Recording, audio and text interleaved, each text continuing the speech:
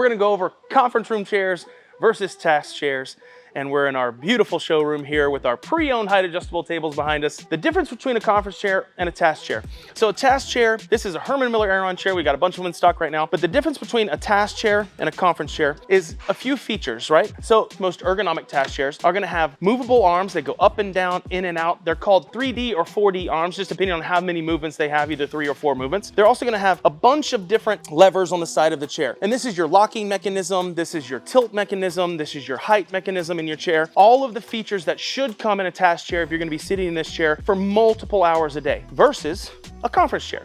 A conference chair is more about aesthetics, right? So they need to have a good look to them so the overall conference area looks beautiful and very, very elegant. One of the things that the conference chairs aren't gonna have are the movable or ergonomic arms. And there's a reason for that. The reason is that whenever you're sitting in a chair at a conference room, if you have arms that are above a certain height, when you pull up underneath the table, if they go up too high, it will actually hit the table and it won't let you pull all the way into the conference table. So you need to have a non-movable arm, and that way you don't have to worry about the arm getting damaged or damaging the conference table itself. We see a lot of that. We go out on site a lot to fix the edges of conference tables because they're using task chairs around their conference chairs.